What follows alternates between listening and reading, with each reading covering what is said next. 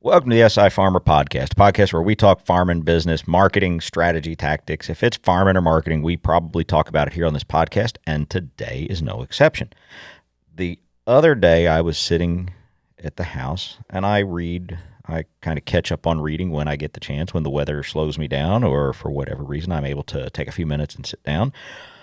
I was reading a back issue, a few weeks old, of Farm Week. If you don't know these guys, check them out. These guys do a good job of covering the ag news that's important for farmers.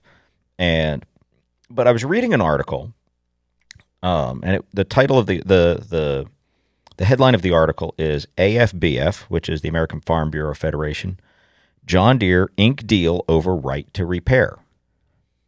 Well, if you follow the right to repair situation, this is interesting. This is a big, big turnaround on John Deere's part. And I'll stay up front. I've never had an issue with John Deere and right to repair stuff. I have with some other manufacturers, but I've never had this issue. It's never come up to where it's been out of the field, I'm out of the field work, out of work for time because of this. But big companies, Apple, I think by market capitalization, they're the most valuable company in the world. It is not in their best interest financially to allow other companies and other people to repair their products. So why are they doing it? And I don't want to get into the legalities and all of the issues with the right to repair. There are a lot of good videos out there.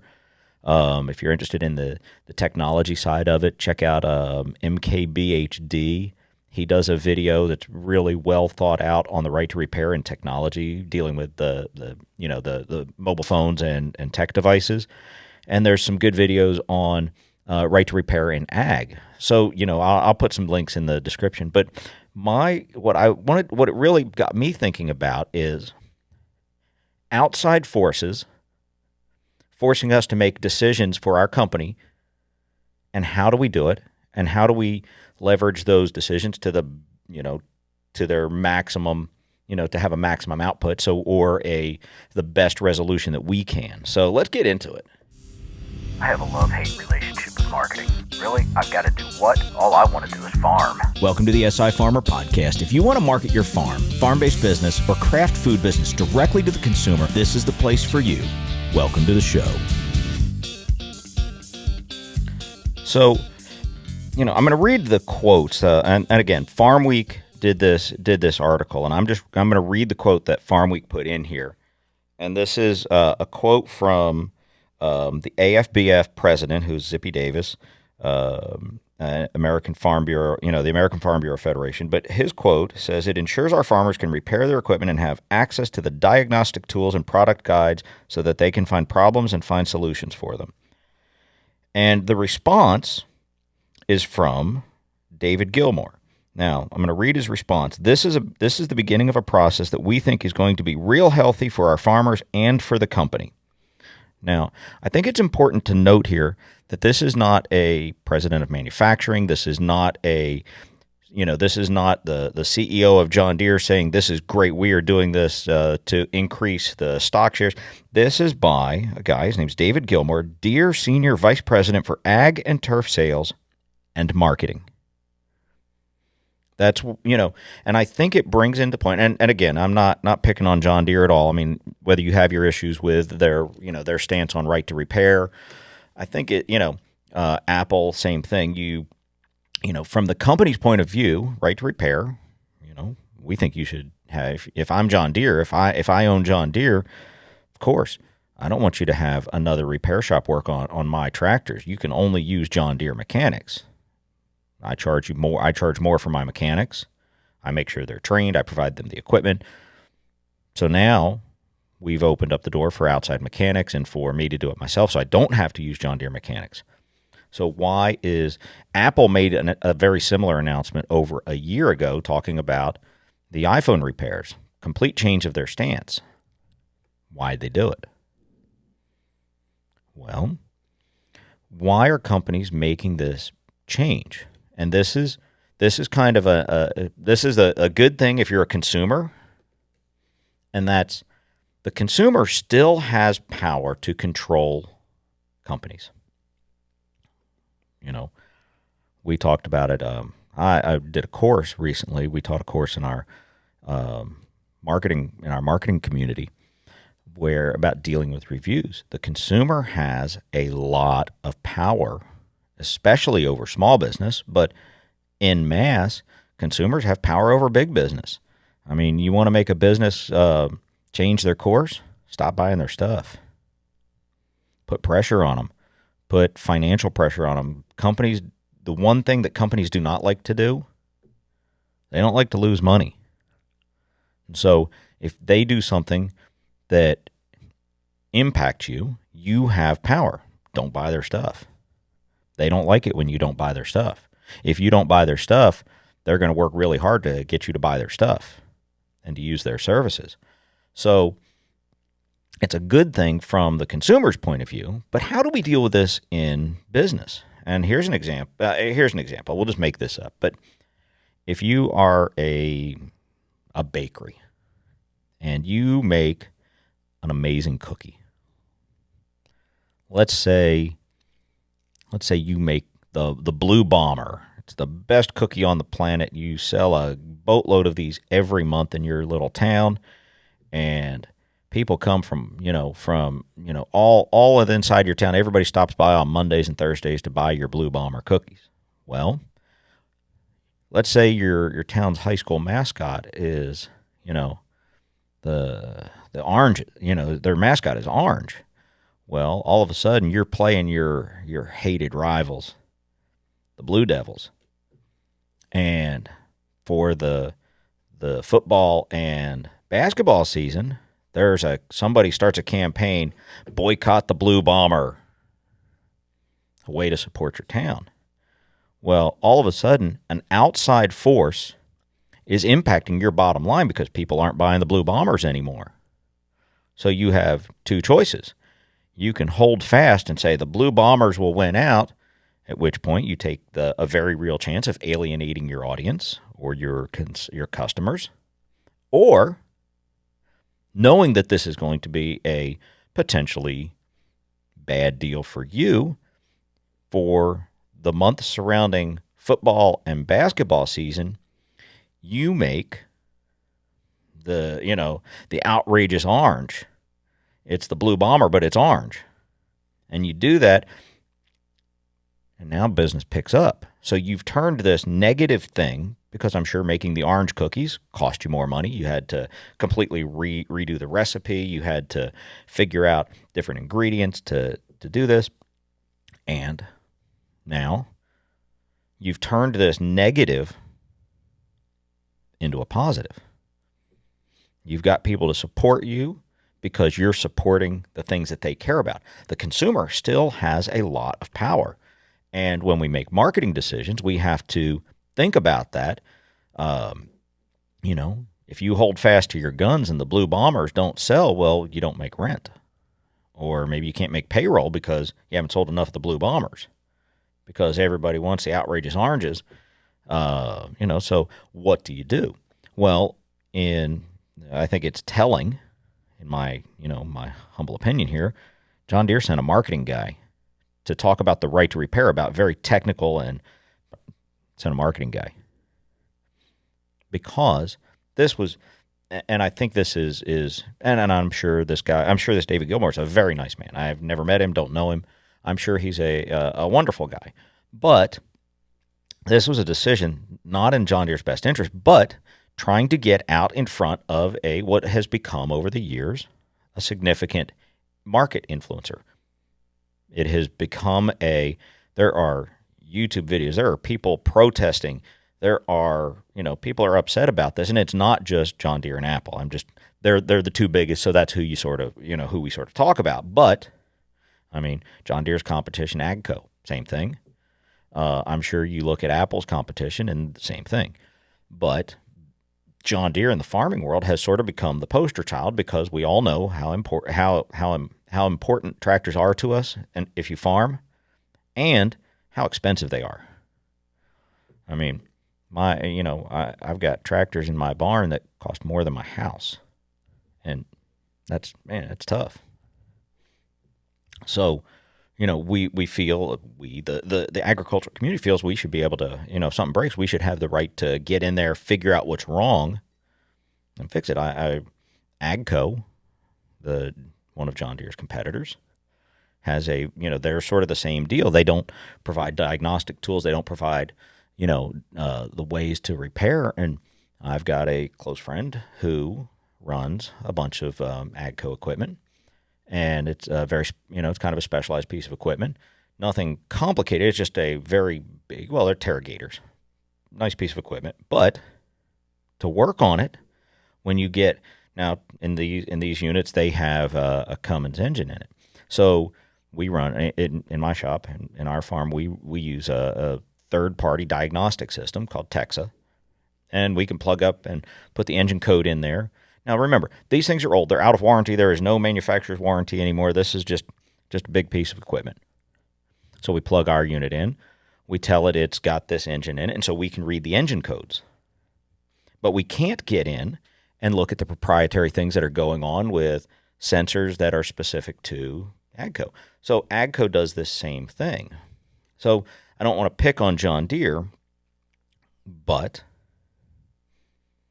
when outside forces impact our business, we have to make decisions. And John Deere is trying to get out in front of, and Apple's doing the same thing. There is a big groundswell now for laws forcing companies to support our ability as a farmer to work on our own equipment, to have the diagnostic tools available to work on our own equipment. And Apple has done a good job of getting out in front of it and saying, hey, we're here for our customers. Well, they see the potential writing on the wall that this could become law. So get out in front of it and be the poster child for change rather than being the big bad business. It's a pretty simple concept here. But when we break this down and look at this from a small business point of view, we see this all the time. You have to make decisions based on outside forces. And sometimes it's the lesser of two evils. For example, your Blue Bomber cookies, what we just talked about. We have to make a decision that can do the best job for our business in a given circumstance. And we talked about, I started to mention reviews, and I got a little sidetracked there, but consumers have such huge impact over small business bottom lines by using the review systems on Google and Yelp and Facebook and all of the others. So somebody gets online and trashes your business on a review, it's public. How do you react to that? Do you start a fight? How do you react to that review? Now, we do a whole course in our marketing community where I lay out my strategies for dealing with reviews, and I think it's a very solid strategy, and a lot of companies use it. But it's making that decision of how do you engage in a situation and make good decisions that put your company in the proper light. You have to pick your battles. A business not too long ago down in, I want to say, I think they were in Nashville. They had a belief. Now, the owner of the business had this belief, and I don't want to get into the political ideology and that kind of stuff in this podcast, but she went against public opinion, and she stood her ground. I believe it was on vaccinations or something like that. I don't remember. Her business took a huge hit. Manufacturers stopped selling to her. It got to be such a big deal, and she stood her ground for her ideological beliefs. Now, if you have those beliefs and you are not willing to change, and that is something you stand fast on, that's great. That is wonderful. Stand your ground. Don't allow business to change your moral compass. However, when you see the winds of change going on, you have to determine, it's like raising kids, you have to pick your battles. I don't want to take a nap. I don't want to eat lima beans. Well, which battles do you pick to fight? And you have to choose. I mean, that's being a parent. You can't fight every battle because, well, you just can't. Too many battles. And when we're in business and we have to make these marketing decisions, we have to, again, I go back to my big thing is, self-introspection. I know who I am. I know the things I believe. I know the things I stand for. And I'm not willing to change certain things, but I also understand where my moral compass is. So when I have to make business decisions, I am trying to put my companies in the best possible light. And that's just doing business. So when you have these things, the right to repair, it's just John Deere is, I'm certain they're making the best decision that they can make for John Deere and John Deere shareholders and employees. They're making those decisions, taking a bad situation for them. They're going to be forced to provide third-party provide diagnostic information, and they're going to open up that shade tree mechanics can come in and buy this and work on people's tractors, take business away from John Deere. That's not in their financial best interest. But with the groundswell of public opinion not liking not liking the inability to repair their equipment, I mean, they want the public, their customers and potential customers want to be able to repair their equipment. John Deere is going to make the best of it. How do they do it? Well, they're going to get out in front of public opinion. If they're going to be forced to do this anyway, because there's impending legislation on right to repair, and there's a lot of things going on that front, and public opinion is changing, and they have their internal numbers. They're looking at sales data. They're looking at customer surveys. I mean, my wife Dina was she was the director of research for a huge Fortune 100 company, and one of her big projects that she was so proud of was understanding customer satisfaction for a global entity. And I'm sure John Deere does the same thing. They want to understand customer satisfaction. If they see a dip in customer satisfaction over this, and they see impending legislation forcing them to do this, and they look at all this data, they make a decision. What's in the long-term best interest of John Deere? And then they make that decision. And that's how we do things in small business too. When we have to make decisions, we look at the factors, make sure, obviously don't violate your moral code. Whatever you believe, if that's what you believe, stand by your beliefs. Don't, I am not advocating that even a little, but understand the ramifications and make a plan to deal with it. For John Deere, they believe, I'm sure, if I were to work for John Deere and they said, what do you believe is in our best interest? I'm saying, well, I believe keep forcing people to use John Deere mechanics. We make more money. But what happens long term? What's in the best interest of John Deere for the next? I mean, John Deere's a company that's been around for a long time. They've been around for over 100 years. How do you now take that decision and say, okay, what's in the best interest in John Deere in 20 years? It's in 50 years. And you take all of this data, customer satisfaction, sales, you look at resale value. Can this, by making our tractors easier to work on, does it have the potential of raising our resale value? So it makes it easier for farmers to buy new stuff because they can sell it for better prices. These are types of things that, that you use to make decisions. And we do the same thing in small business, right? We take all of the information we can, we line it all out, and then we make a decision. Well, the right to repair, it just struck me as a good thing to think about when, you can see these big companies have to do this. They have to make decisions. And we, the public, have driven them to do it. The market, whether it's, I'm not a big fan of new laws, but the auto manufacturers are forced to do it, right to repair. There are several other business sectors that are forced to do it. John Deere may see the writing on the wall, and Apple may see the writing on the wall that this is going to become law. So you can either capitulate and put it into effect when it becomes law, or you can get out in front of it and be a leader in doing the right thing for your customer from a marketing, that's your stance. And so you've made the best of of this situation.